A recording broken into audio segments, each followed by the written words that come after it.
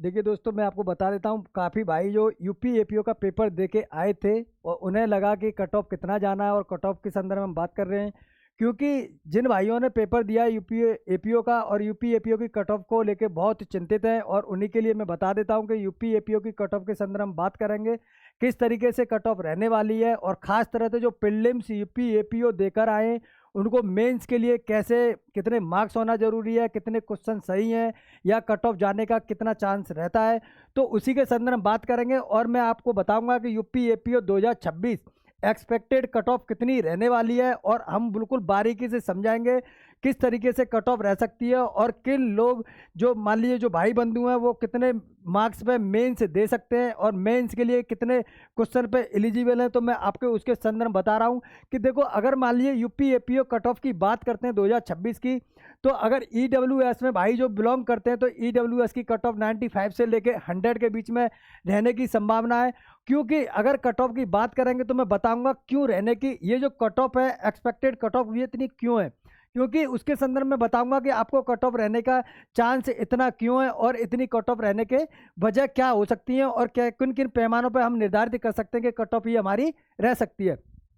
अगर ईडब्ल्यूएस की बात करते हैं तो 95 से लेकर 100 के बीच में रहना है। अगर अनरिजर्व की बात करते हैं तो 100 से 105 के बीच में कट ऑफ रहना है। अगर ओबीसी की बात करते हैं 90 से लेकर 95 के बीच में कट ऑफ रहने के चांस हैं। जो भाई बंधु अगर यूपी प्रीलिम्स दे के आए, अगर ईडब्ल्यूएस से बिलोंग करते हैं, अगर जिनके 95 से 100 के बीच में मार्क्स बन रहे हैं, या मान लीजिए कि इतने अगर क्वेश्चन बन रहे हैं, तो उनको बिल्कुल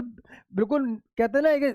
निसंकोच भावना के या बिना चिंता किए मेंस के लिए लग जाना चाहिए। अगर अनरिजर्व की बात करते हैं 100 से 105 के बीच में जिनके मार्क्स मान लीजिए जिनके क्वेश्चन सही हैं, उनके लिए ओबीसी की बात कर रहे हैं 90 से 95 के बीच में। अगर एससी की बात करते हैं तो एससी 85 से लेके 90 के बीच में, इस तरीके से आपकी कट ऑफ रहनी है। और एसटी की बात करते हैं 75 से 80 के बीच में। अगर पीएच की बात करते हैं तो पीएच वाले जो फिजिकल हैंडीकैप की बात करते हैं तो 60 से लेके 65 के बीच में कट ऑफ रहने के चांस हैं। अगर इसके चांस की बात करते हैं तो ये चांस इतने क्यों हैं और इनका पैमाना कैसे है, तो देखो दोस्तों मैं बता देता हूं। अगर यूपी पीसीएस की बात करते हैं, जैसे मान लीजिए अगर यूपी पीसीएस की बात करते हैं आयोग की, तो ये उत्तर प्रदेश आयोग की परीक्षाएं कट ऑफ इसी तरह से रहती है। आयोग की परीक्षाएं, और आयोग की परीक्षा की बात कर रहे हैं तो अगर हम एपीओ के संदर्भ में बात कर रहे हैं, किसके, जी हाँ बिल्कुल एपीओ के संदर्भ में। अगर मान लीजिए मैं जीएस और जीके की बात करता हूं तो जीएस जीके का पेपर जिस लेवल का पेपर था उसको आप बिल्कुल आयोग के पेपर की तुलना से जोड़ सकते हैं,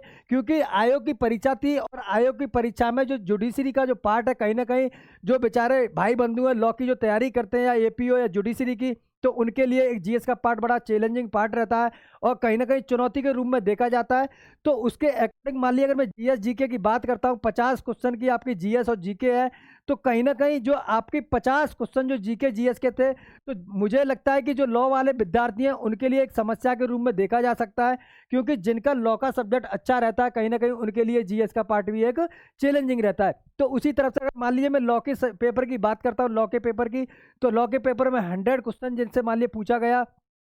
जी बिल्कुल एमसीक्यू की बात कर रहे हैं 50 क्वेश्चन, और इधर 100 क्वेश्चन की बात कर रहे हैं, तो आपका टोटल यानी 150 क्वेश्चन का पेपर, और उसमें से कट ऑफ आपकी कितनी जानी है। यानी जो पेपर जीएस का जो पेपर था वो बहुत अच्छा लेवल का पेपर था, और कहीं ना कहीं आयोग की परीक्षा से मिलता जुलता पेपर, बिल्कुल पीसीएस का स्टैंडर्ड वही बना के रखा जो उत्तर प्रदेश संघ लोक सेवा आयोग जो पीसीएस वगैरह की वैकेंसी आती है उन्हीं से मिलता जुलता पेपर था। तो कहीं ना कहीं 50 क्वेश्चन आपके जीएस के थे। अगर मान लीजिए मैं अगर ज़्यादा बढ़िया अगर मानूँ, हाईएस्ट स्कोर मानाऊँ, जैसे मान लीजिए जीएस में कोई बच्चा अच्छा खासा है, ठीक ठाक है, तो कहीं ना कहीं उसने अगर मान लीजिए जीएस के क्वेश्चन में से यानी 50 नंबर के क्वेश्चन जीएस में से, अगर मैं जीएस जीके की बात करता हूँ, तो जीएस जीके में से आपने कम से कम मान लीजिए 35 से लेके 40 के बीच में अगर आपने फिर भी प्राप्त किया, और 1/3 नेगेटिव मार्किंग है इस पेपर में, यानी जो नेगेटिव मार्किंग को काट पीट के जिसके 35 से लेकर 40 के बीच में हाईएस्ट स्कोर कह सकते हैं आप जीएस के पार्ट में। अगर मान लीजिए बात करते हैं लॉ के पेपर की, यानी लॉ का पेपर जो है सेकंड पेपर की बात करते हैं, यानी जो सेकंड पार्ट की बात करते हैं, तो सेकंड पेपर जो लॉ का पेपर है, आपके लॉ सेक्शन की बात करते हैं तो लॉ के सेक्शन में आपके मान लीजिए 70 से लेके आपके 75 यानी लॉ आपका अच्छा है, फिर भी चलो मान लीजिए अगर 75 से लेके अगर 80 के बीच में भी मान लेते हैं, तब भी आपका अब इस हिसाब से देख सकते हैं कि जनरल की या ओबीसी की या ईडब्ल्यूएस की या एससी की या ओबीसी की या पीएच की कट ऑफ की बात करते हैं, तो ये हाईएस्ट मार्क्स में कहलाते हैं, अच्छे मार्क्स कहलाते हैं। और कहीं ना कहीं ये जनरल की व्यू में बता रहा हूँ कि 35 से लेके 40 के बीच में आप नेगेटिव काट पीट के, अगर नेगेटिव मार्किंग काट पीट के आप अगर 35 से 40 के बीच में क्वेश्चन एग्जैक्ट सही किए हैं तो आप बिल्कुल सेफ जोन में हैं। और जो इतना क्वेश्चन सही करके आए तो उनको मेंस के लिए लग जाना चाहिए, क्योंकि आपके पास में पर्याप्त समय अभी भी मिला हुआ है। तो आप कट ऑफ के चक्कर में न रहिए। अगर मान लीजिए कट ऑफ जो भी रहती है आपकी, फिर भी आपको मेन से देना चाहिए, क्योंकि मान लीजिए कहीं ना कहीं आपकी जो तैयारी है वो दूसरे एग्जाम में भी काम आ जाएगी। ठीक है, अगर 100 क्वेश्चन की बात कर रहे हैं 70 से 75, या मान लीजिए जो भाई बंधु लॉ में ज़्यादा अच्छे हैं तो मान लीजिए अगर 75 से लेके आप मतलब 80 के बीच में भी मानेंगे तब भी आपका ये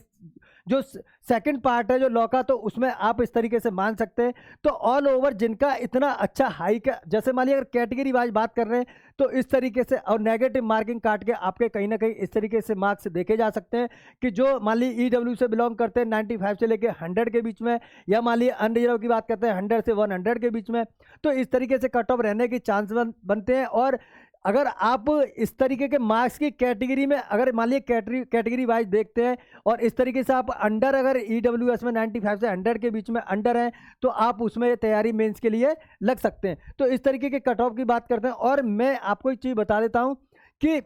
अगर कोई भाई बंधु ये कहते हैं कट ऑफ इस तरीके की नहीं रहती है, तो कट ऑफ बिल्कुल जी हाँ इस तरीके की रहती है। और कट ऑफ में नेगेटिव मार्किंग काट पीट के आप हाईएस्ट स्कोर, क्योंकि अगर प्रीलिम्स के बाद में मेंस भी देना है, मेंस में भी वो ले लेंगे, और फिर मेंस के बाद में उन लोगों को मेंस में भी बाहर करना है, तो बच्चे तो वो लेंगे ही लेंगे, जायज़ सी बात है। लेकिन कट ऑफ कितना उनको मेंस भी दिलवाना है। और प्रीलिम्स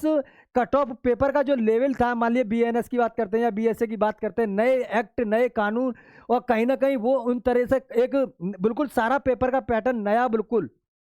तो नए कानून थे, तो उस तरीके से आप अंदाज़ा लगा सकते हैं कि इस तरीके के जो नए कानून थे, नई तो नया पैटर्न था बिल्कुल सेम, तो उसी तरह से कट ऑफ का यही चांस रहते हैं ज़्यादा। और जो भाई बंधु इस कैटेगरी में या जो भी कैटेगरी से बिलोंग करते हैं, अगर इसके अंडर में तो आप मेंस में लग सकते हैं। ठीक है, थैंक यू दोस्तों। बाकी इंतजार करते हैं हम ऑफिशियल कट ऑफ की, और मान लीजिए कितना कट ऑफ जाता है। और आपको मेंस देने वाले भाइयों को हार्दिक शुभकामनाएं। और जो भाई इस मार्क्स के साथ में अगर अचीव हासिल किए मार्क्स है, मान लीजिए क्वेश्चन इतने इनके सही हैं, तो मेंस के लिए लग जाइए। और आप जिनके अच्छे मार्क्स हैं उनके लिए भी मेरी हार्दिक शुभकामनाएं। ठीक है, थैंक यू दोस्तों।